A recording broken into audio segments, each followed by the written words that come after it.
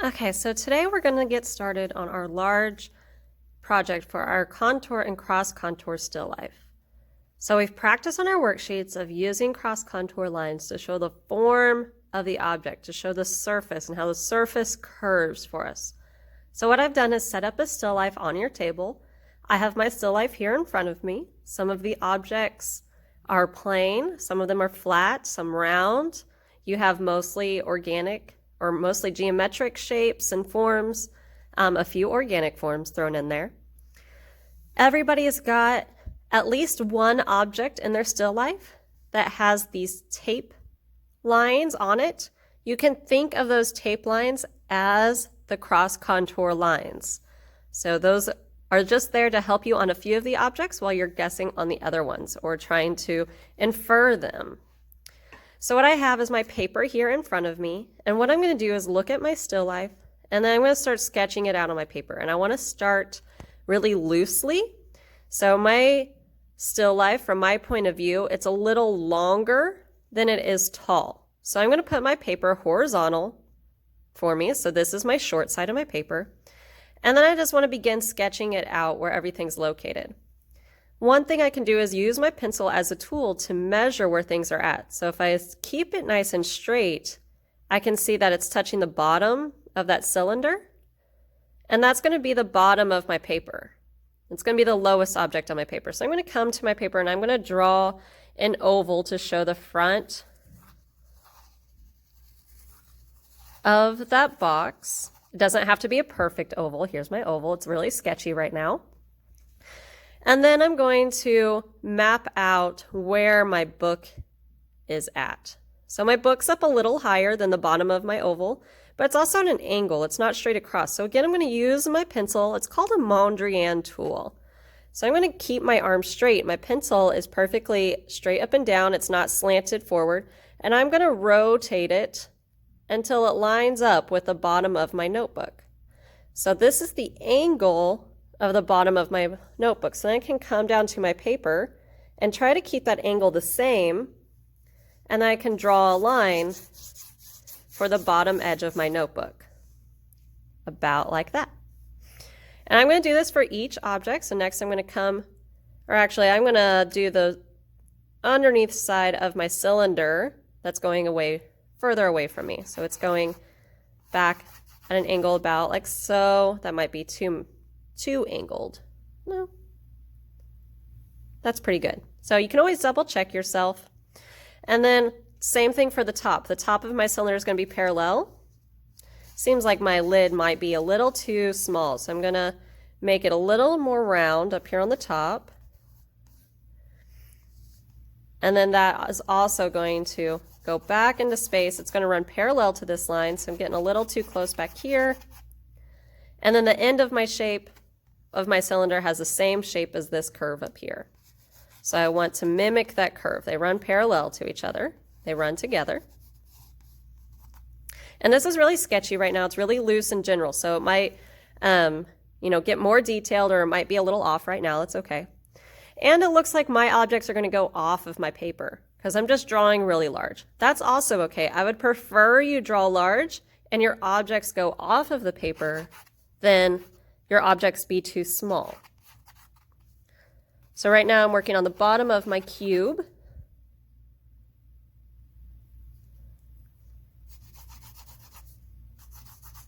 There we go, got the bottom of my cube. So I'm just going to continue drawing all of my stuff using this tool until I kind of have it lightly sketched out. So the top of my cube is almost, it's just a little taller than my cylinder, not by much.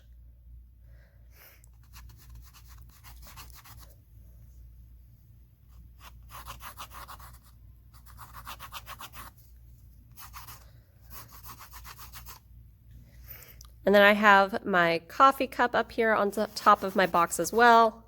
So my coffee cup, overall, it's a cylinder shape. I can see a little bit of the lid, of the opening into the cup, but not a whole lot. So I just kind of sketched out the opening of the cup and then the bottom of the cup.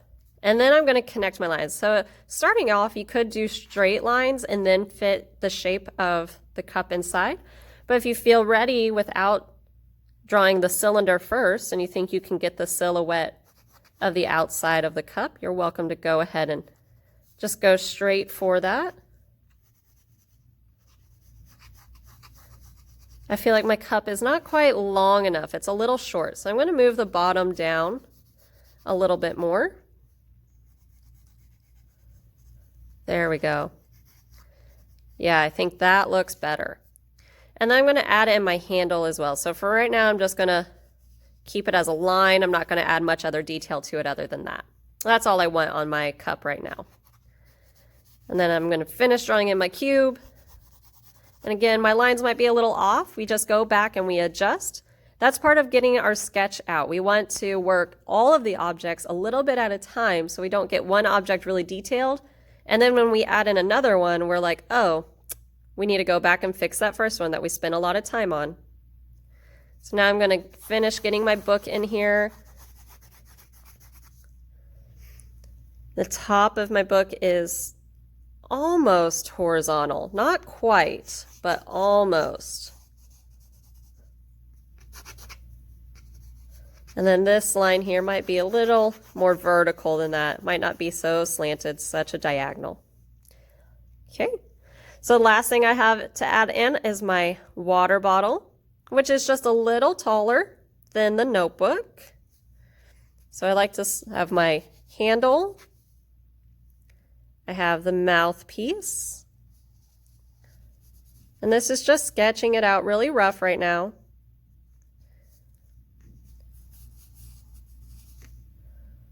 And then it comes straight down before it widens up.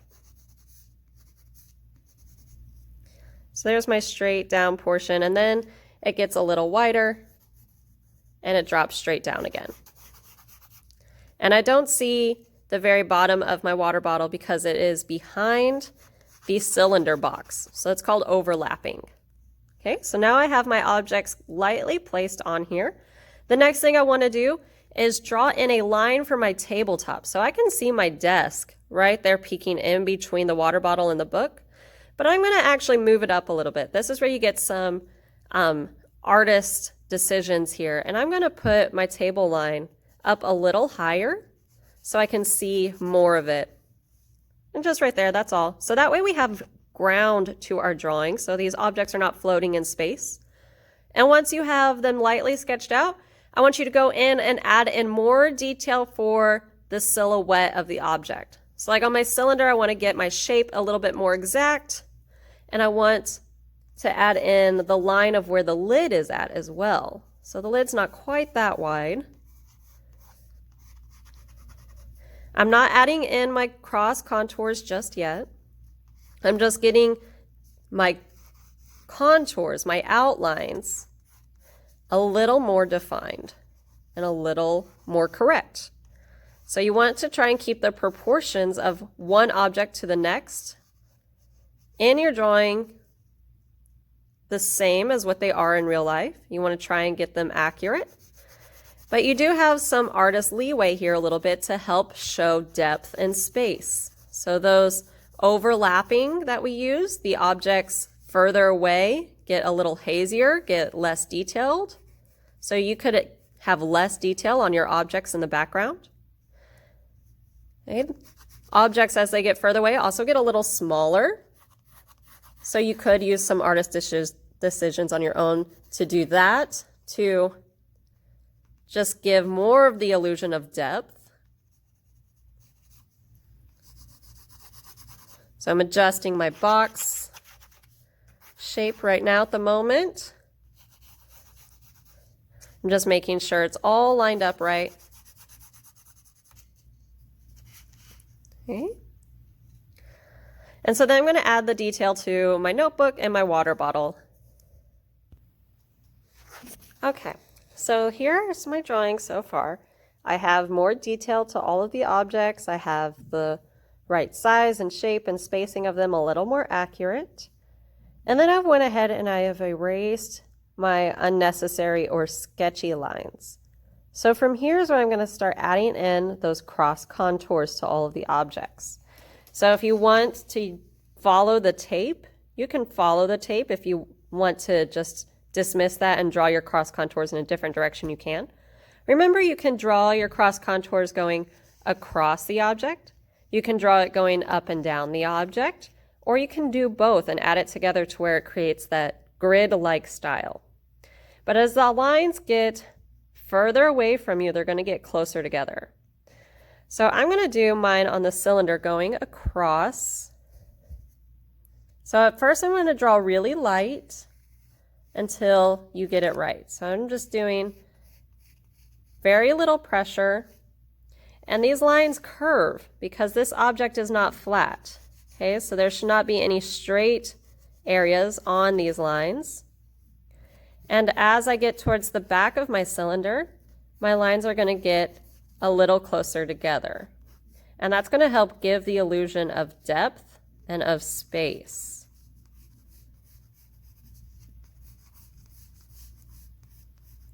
Okay, so there's my cross contours for my cylinder. Next up, I'm going to do the lid. And on the lid, I'm going to go ahead and do some straight lines that go in different directions, just so the lid looks different than the body of the box. So up here on this part, I'm just going to go ahead and start drawing in a line with a little more spacing. And then as it curves underneath, I'm going to have these lines get a little closer together to again exaggerate that curve. Same thing on the top as I go over and curve towards that other side. I want to get these lines a little closer together to exaggerate that curve. And then on the lid, I'm going to stick with some straight lines. I like the lines on this one that go horizontally, so that's what I'm going to stick to here. And I can line them up with the lines on the top of the box, but you don't have to.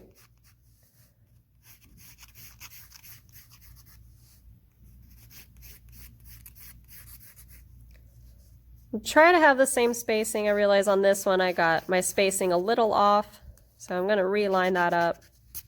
There we go. So there is my first object.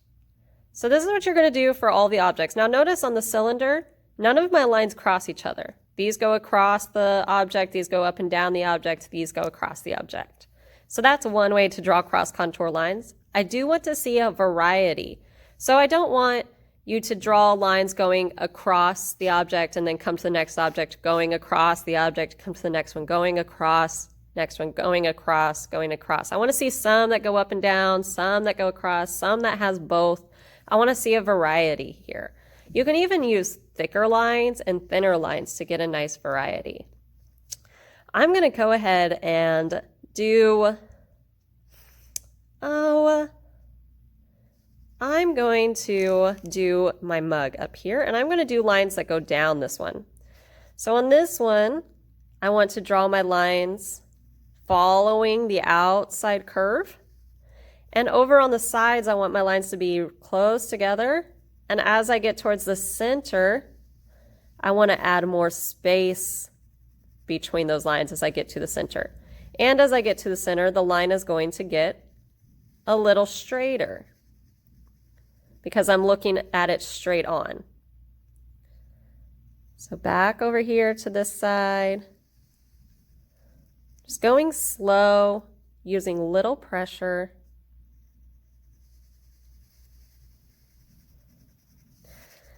And again, these are not perfectly straight up and down lines because my mug is not perfectly straight up and down. It's not flat. It does have a curve to it. So these lines are supposed to show that curve for the viewer. So the viewer knows how that object is shaped. Okay, so that's why they go out a little bit. And then on the inside, I'm going to do lines that go across, and they're going to curve upward. So that gives the illusion that's going back and space behind us. And they're going to get closer and closer together as I get towards a little deeper into the cup. Just like that. Okay, so next up, I want to go ahead and I'm going to do my water bottle. And on my water bottle, I'm going to do lines that go across and up and down. So the lines that go up and down, I start by following the outside edge of my water bottle, because remember, it's not perfectly straight. It has this curve up here at the top. They're a little closer together on the sides, and they get a little further apart as I get towards the center.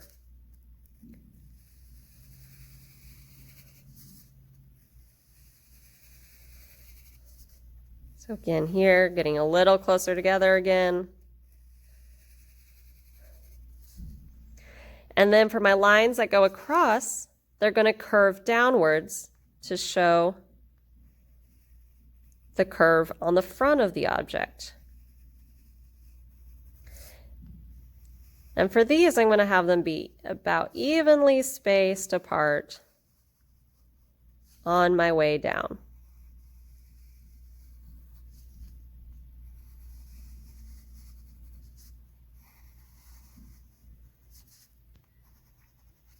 So about like that. Okay, so I want you to do this to all of the objects in your drawing, and then either the table or the wall in the background. So one of those also needs to have some lines on it. You can't have a blank wall and a blank table. It's just not going to help define the space. So either add in some lines to the table or some lines to the wall to show that spacing there. Okay, so there are my contour and cross contour lines. I got all the objects outlined. I have lines on each object to show the form and the curvature of that surface. My table is left blank right now, and I have some lines on the wall. And so the wall is flat, and this is where you can have a little bit of fun with it. I did some, I'll get a little closer. I did some dotted lines, so some broken lines, and then some squiggly lines here. And I chose vertical lines to show that it's going up to make it look a little bit more like a wall. So you can add in a little bit more variety that way as well. So now we're going to start outlining in Sharpie. Okay, so now that I have all of my contour and cross contour lines drawn, I want to go over them with Sharpie. So I have my regular Sharpie, and I have my fine point Sharpie. Now, if you don't have a fine point Sharpie, that's okay. I've got ballpoint pens, and I can give you one of those for thinner lines if you'd like. So I'm just going to start with my regular Sharpie, and I'm going to start using this one for my objects in the front. I really want them to stand out, so I want them to have thicker lines that are a little more bold. And try to be as clean as possible. Go as slow as you can, and try to stay on top of your pencil line without going off of your pencil line. So I don't want the Sharpie marks to be really sketchy. I want them to be nice and solid and smooth. So just like that, that's going to be my start. Now if you get somewhere where you have straight lines, you can use a ruler to help you with that. And I would like to see you use a ruler, or at least a straight edge. So I can also use this little notepad to have a straight edge so that you get a nice, clean, straight line, just like so. All right, so I'm going to go ahead and start continuing to fill in and go over my pencil marks with my Sharpie, and then I'll show you the difference afterwards of what I did for my thick ones and where I used my fine point Sharpie. Okay, so now I have gone over all of my pencil marks with a Sharpie. So now I want to show you how to do some shadows. So I'm going to grab my pencil first, and then to do some shadows and some shading, we're going to do what's called hatching, which is those short lines that run just side by side. So I'm still going to follow the contour of my water bottle, but I want to shade in the side. So I'm going to add in some more lines just on one side of it, so it begins to give the illusion of a shadow. And these can come out different lengths. They don't all have to be the same length. Some can be a little longer than others, some can be a little shorter than others. So I'm going to go through and do that to a few of my objects, and then I'm going to outline those and go over those with Sharpie as well. And then I'll show you what that looks like when that's done. Okay, so now I have some little extra lines in these objects to show shading, as you can see here. I went over them with my Sharpie already. They still follow the surface curvature of the objects, but just to give a little bit more depth there. The next thing I'm going to show you is how to add shadows to the table. So for that, we're going to use cross-hatching. So it's the same thing as hatching, except our lines cross each other. So I might have a shadow coming out from my box here. So I'm going to do these lines that are all going the same direction.